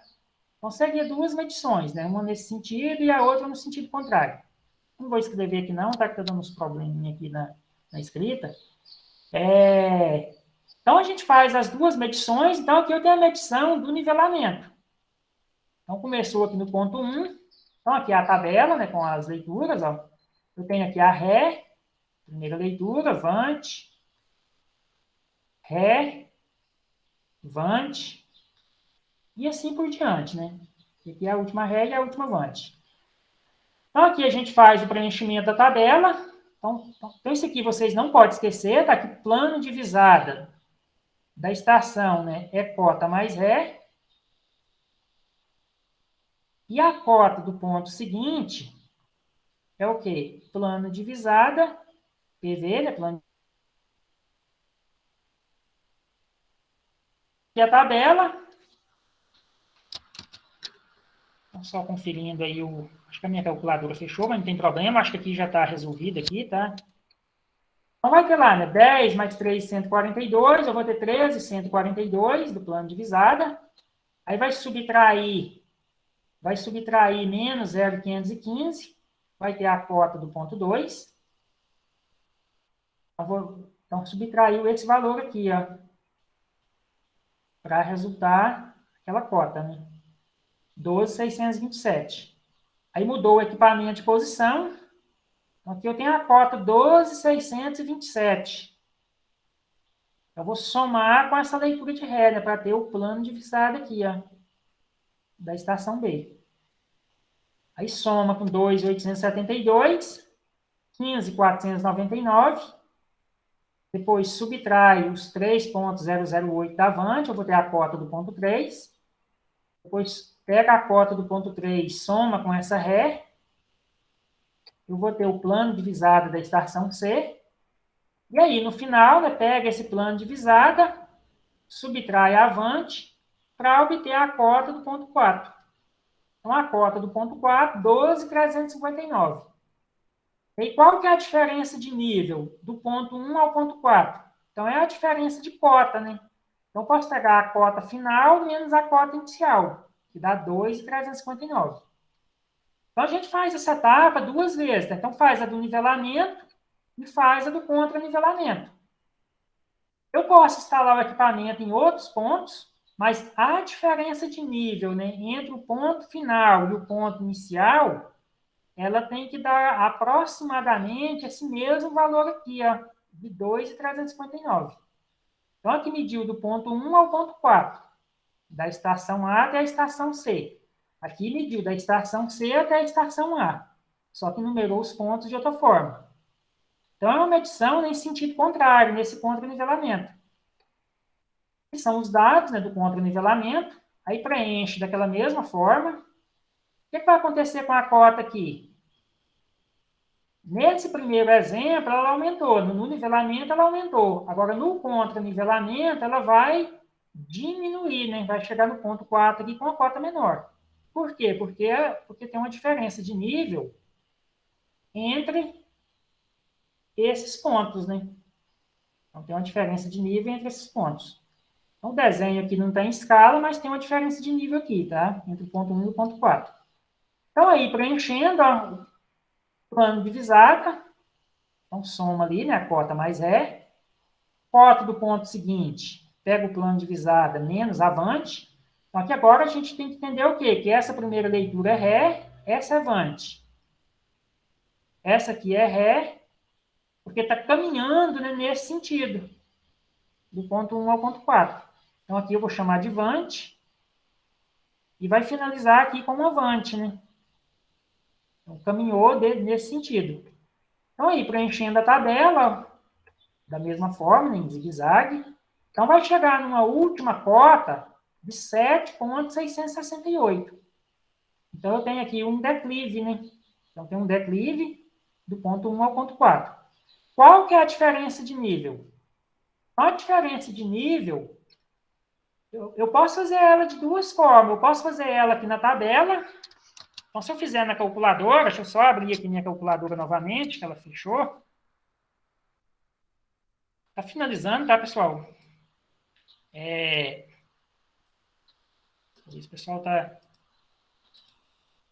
Tô alongando demais aí, né? Então, é o seguinte, ó, a diferença de nível é 10 menos 7,668. Então, eu vou ter o quê? Eu vou ter 2,332.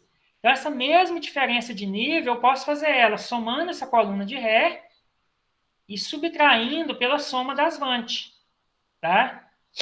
Então, eu posso fazer ela dessas duas formas. Tem que chegar no mesmo 2,332. Então, a soma das Ré dá 6,179. Então, isso aqui vocês podem conferir lá depois, tá na calculadora. E a soma das Vant deu 3,847. Então, é uma forma que talvez a gente preencha a tabela, né, e fica na dúvida, né, se os planos de visada estão corretos, as cotas estão corretas.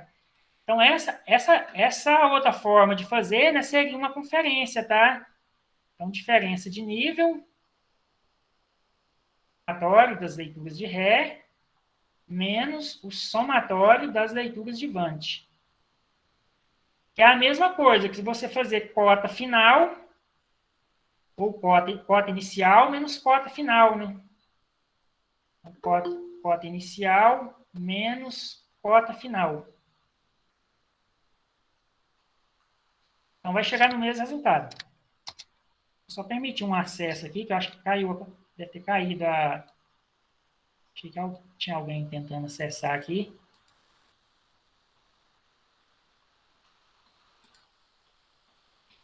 Então, pessoal, aqui é referente ao nível óptico, né? Com o nível de Mangueira, o princípio é o mesmo. Ah, tem uma outra parte aqui, ó. Então, a gente falou de erro do nivelamento. Qual que é o erro? Então, a medida no aclive, ela deu 2,359, né, no nivelamento. E no contra-nivelamento, deu 2,332. Então, se eu pegar uma medida menos a outra, né, o DN do nivelamento menos o DN do contra-nivelamento, eu vou ter o erro do meu nivelamento. Então, nesse caso aqui, deu 0,027 metros ou 27 milímetros de erro. Então, a gente faz duas vezes, né, para conferir. Porque talvez numa única medição, né, a gente pode fazer uma leitura errada, né, e medir um desnível incorretamente. Tá? Aí esse erro está dentro do aceitável, 27 milímetros ou 2,7 centímetros de erro. Aí vai depender do quê? Vai depender do grau de precisão desejado, tá? No nivelamento. E aí a gente pode ter vários graus de precisão, tá? Conforme o objetivo daquela medição. Talvez a gente pode ter um nivelamento de piso, talvez numa grande obra, né? A gente quer lá uma alta precisão, uma precisão aí de 1,5 milímetro por quilômetro. Então, isso aqui é um grau de precisão, tá? Muito alto. 2,5 milímetros por quilômetro. Então, é um erro muito pequeno, né? Vamos dizer que sim. A gente pode ter nivelamentos de menor precisão, né? De primeira ordem, segunda ordem. Eu coloquei exemplo, nivelamento de barragem de terra. Talvez para não ter problema de transbordamento de água, né, talvez a gente pode adotar aí 5 centímetros, 50 milímetros seria 5 centímetros, né? 5 centímetros por quilômetro de grau de precisão. Ou pode usar uma média precisão de 50 a 100 milímetros por quilômetro. Então, aqui seria 10 centímetros por quilômetro. Então, existem vários graus de precisão aí, né, conforme o objetivo. Seja para sistematizar um terreno, né, para tabuleiros de irrigação com inundação, ou nivelamento de um campo esportivo. Então, a gente usa um grau de precisão, e aí a gente determina, né, uma tolerância conforme esse grau de precisão. Aí a gente tem uma equação da tolerância, a tolerância aí está representada pela letra T, que é o quê? 2 vezes o grau de precisão desejado. Por que 2 vezes? Porque a gente tem duas medições, né? Uma do nivelamento e outra do contra-nivelamento. Então, vezes raiz quadrada da distância horizontal sobre 1.000. Então, esse 1.000 aqui ó, é para passar para quilômetro, tá? A nossa distância horizontal. Ela vai estar em metros, tá? A distância horizontal. Aí a gente divide por 1.000 para passar de metro para quilômetro. E aí o grau de precisão em milímetro por quilômetro. Aí a gente vai simplificar, né? Milímetro por quilômetro, vezes quilômetro. Isso aqui vai simplificar. E aí vai obter uma tolerância em milímetro. Então, vou ter aqui uma tolerância de 28 milímetros. Esse exemplo que eu apresentei está dentro da tolerância? Sim. Qual que é a conclusão? Então, o nivelamento está ok, pois o erro é menor que a tolerância. Então, tem que ser menor ou igual à tolerância, tá? Para estar dentro aí do limite aceitável. Então, aqui é só um exemplo, tá? Aqui eu coloquei uma distância fictícia, né, de 80 metros, um grau de precisão 50, seria aqui, né, de quinta ordem, 50 milímetros por quilômetro. Então, eu teria essa tolerância aqui, né, de 28,3 milímetros. Então, como eu errei 27 milímetros, 27 é menor que 28, então o nivelamento está ok. Então, não tem necessidade, né, de voltar a campo com os equipamentos, né, e refazer aquela medição de desnível. Aí, com o nível de mangueira, o princípio é o mesmo. A gente faz a medição no sentido do nivelamento, a gente pode fazer uma medição no sentido do aclive. Então, no sentido do aclive, a primeira leitura vai ser, a leitura A vai ser maior do que a leitura B, né? Então, vou ter aqui uma diferença de nível positiva. César, Então, a leitura B aqui, o nível da água vai dar um valor mais baixo na régua, né? professor, Pois não? se o erro der maior, tem que refazer a medida ou procurar um equipamento mais preciso, é? Como que é? Se o erro der maior do que o Ah, permitido, sim. aí Pode, refaz. no caso, se o topógrafo lá, né, a pessoa que estiver fazendo a medição, ele tiver um equipamento de alta precisão, talvez uma estação total, né, a gente vai ter uma precisão melhor do que um nível óptico, tá? Então, aqui é só uma outra situação, tá? Que talvez a gente vai usar um nível de mangueira, né, que é medir um desnível, por exemplo, de um bebedouro até uma caixa d'água. Então, é importante a gente fazer essa medição 2 vezes. Porque se a gente cometer um erro de fazer uma leitura, a gente faz aquela medida incorretamente. Talvez vai abrir lá um canal, né, para enterrar uma mangueira, para fazer escoamento de água, e faz todo um serviço lá, né, gasta tantas horas máquina, mas se a gente tiver medido esse desnível de forma incorreta, ou seja, a gente vai ter um prejuízo, né? Vamos dizer assim. Então, por isso que é importante, né, fazer 2 vezes, né? Faz uma medição, vamos dizer, no sentido do aclive e outra no sentido do declive. Então, aqui é só um exemplo. Então, a gente tem a medição no aclive. Então, as diferenças de níveis, eu posso fazer cada uma separadamente aqui, né, e depois fazer a soma de toda essa coluna, tá? Eu tenho que somar ela para ter a diferença de nível total. Pode acontecer de algum trecho desse dar um valor negativo, né, dar um declive. E aí tem que tomar um cuidado, né, com o sinal. Outra forma de fazer, eu posso somar essa coluna aqui das leituras, ter um total aqui de leitura A, eu não coloquei aqui, né, eu poderia fazer essa soma, poderia somar as leituras B e fazer a diferença entre os dois totais. Também, no caso, se a gente usa nível de mangueira, se eu tiver, por exemplo, uma mangueira de 10 metros, né, 10 metros de uma régua até a outra, então, eu vou ter, na verdade, se eu for fazer declividade, né, declividade média, eu tenho uma distância inclinada. Aí tem que tomar um cuidado, né? Eu tenho uma distância inclinada. Aí, se eu mudei esse equipamento 19 vezes, eu vou ter 190 metros de distância inclinada. Aí, se eu for calcular a distância horizontal seria o quê? Um cateto, né? Então, eu vou ter um cateto, eu posso usar o teorema de Pitágoras. Ó, hipotenusa ao quadrado, né, a distância inclinada, igual a diferença de nível, né, 8,80 ao quadrado, mais distância horizontal. Então, eu tenho uma distância horizontal um pouco menor do que a minha distância inclinada, que é os 190 metros. Então, tem que tomar esse cuidado, né, que talvez a gente pegue a distância inclinada, né, e usa para calcular a declividade. Aí eu faço o nivelamento, o contra-nivelamento. Então, aqui o que vai acontecer? As leituras A são menores do que as leituras B. Então, vou ter diferenças de níveis negativas, né? Então, isso aqui está indicando o quê? Que é um declive. Esse sinal negativo aqui está indicando que é um declive, né? Então, vou ter a soma, né, de todas essas diferenças. Eu vou ter aqui um valor total da diferença de nível. Aí eu vou fazer da mesma forma. Eu posso percorrer outro trajeto, desde que eu tenha o mesmo ponto de partida e o mesmo ponto de chegada, eu posso percorrer uma distância diferente. Então, nesse aqui, percorri 190 metros. Nesse outro aqui, 200 metros. Mudou o nível 20 vezes, né? Mas não tem problema. A diferença de nível, ela tem que dar a mesma, né? Se é o mesmo ponto de partida e o mesmo ponto de chegada, né? Vamos dizer assim.